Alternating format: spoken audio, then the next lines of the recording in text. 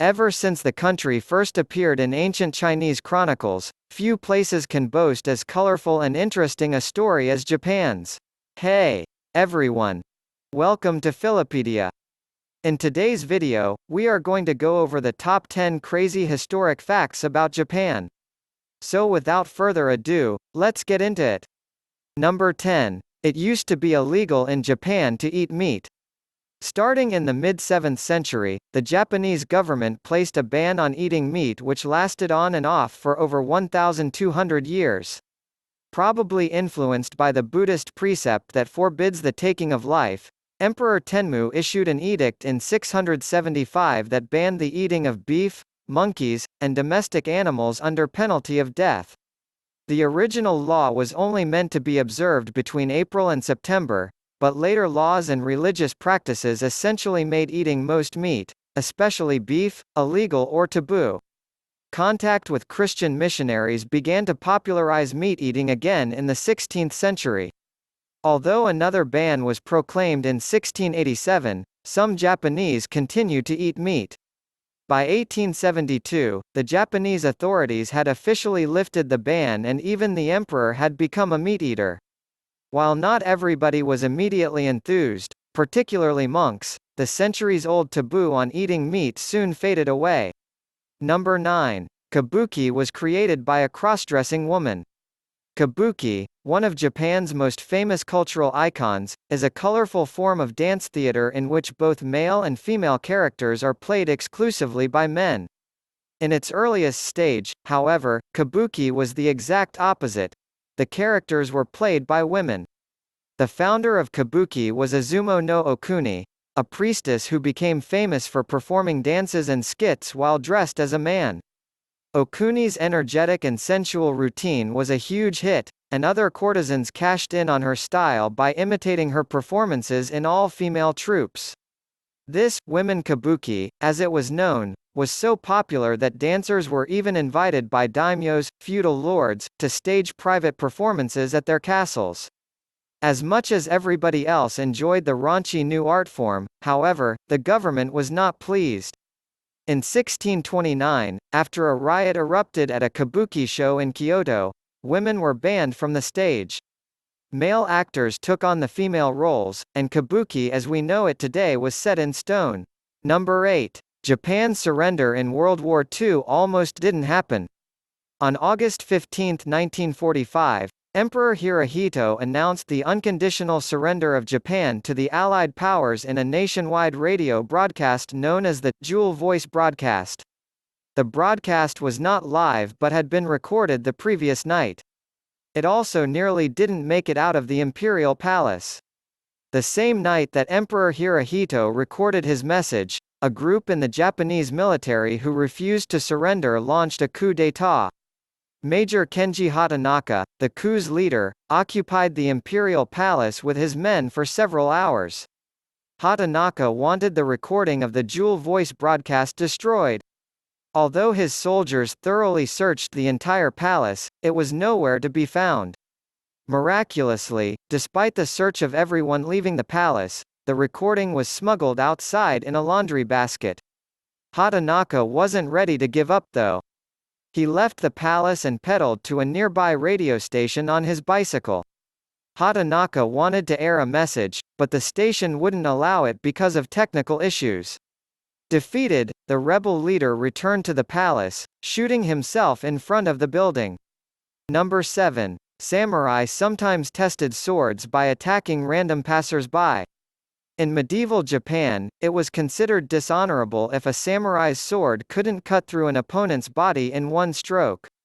It was important then for a samurai to know about the quality of his weapon, and every new sword he got had to be tested before he took it into battle.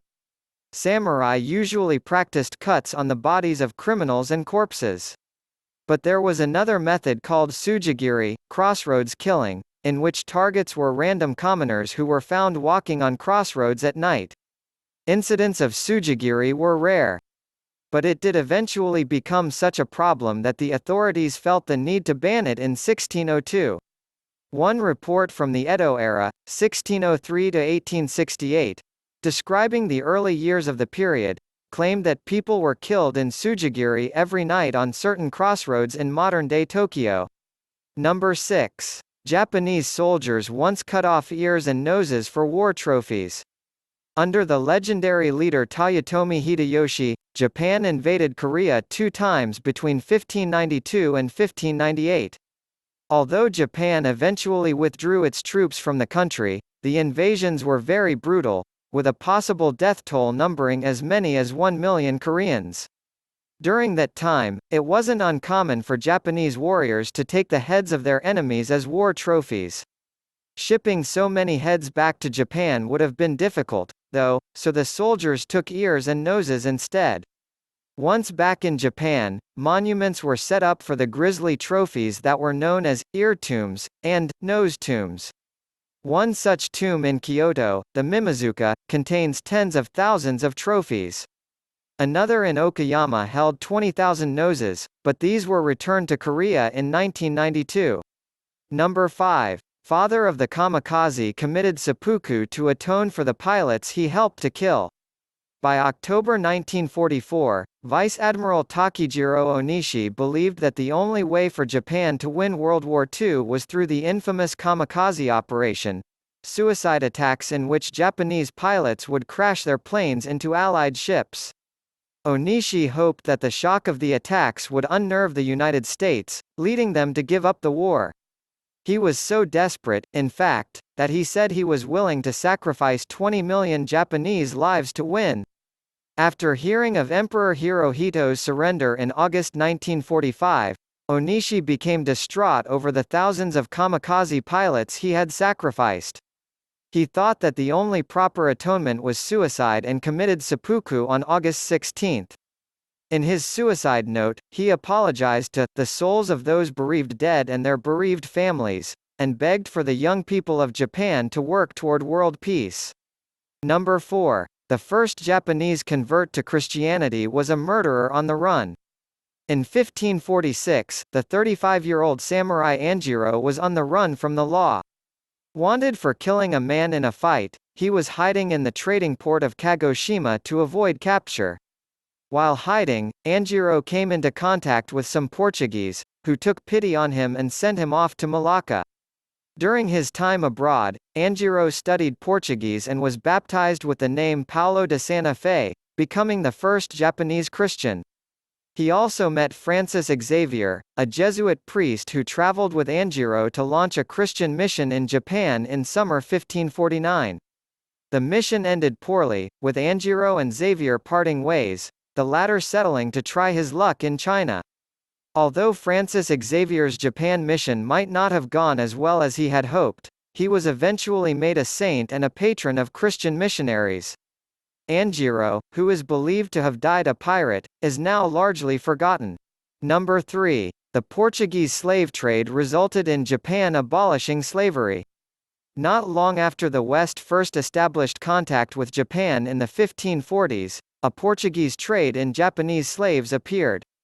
Sold to the Portuguese by other Japanese, these slaves were sent off to Portugal and other parts of Asia. The trade eventually became so large that even Portuguese slaves in Macau owned Japanese slaves. Jesuit missionaries were not pleased with this activity. In 1571, they persuaded the King of Portugal to put a stop to the enslavement of Japanese, although Portuguese colonists resisted and ignored the ban. Toyotomi Hideyoshi, a Japanese warlord and leader, was furious about the trade. While ironically having no problem with enslaving Koreans during the Korean invasions he launched in the 1590s, Hideyoshi was vocal about ending the trade in Japanese slaves. In 1587, he issued a ban that outlawed the practice, although the sale of Japanese slaves did persist for some time afterward. Number 2. Over 200 Japanese high school girls were used as nurses in the Battle of Okinawa. In April 1945, the Allies launched their invasion of Okinawa. The 3-month-long bloodbath killed over 200,000 people, 94,000 of whom were Okinawan civilians. Among the civilian dead was the Haimuri Student Corps, a group of 200 female students between the ages of 15 and 19 whom the Japanese had forced to work as nurses during the battle. At first, the Haimuri girls worked at an army hospital. But they were moved to caves as the bombing of the island grew worse. They fed wounded Japanese soldiers, helped to perform amputations, and buried the bodies of the dead. As the Americans advanced, the girls were told not to surrender. Instead, they were advised to commit suicide by hand grenade. Although some of the girls killed themselves, others died in the fighting. In one incident known as the Cave of the Virgins, 51 of the girls were killed after the cave they were hiding in was shelled. After the war, a monument and a museum were built for the Haimuri girls. Number 1. Japan had its own nuclear weapon program during World War II. The atomic bombings of Hiroshima and Nagasaki shocked Japan and the world in August 1945, but one Japanese scientist might not have been so surprised.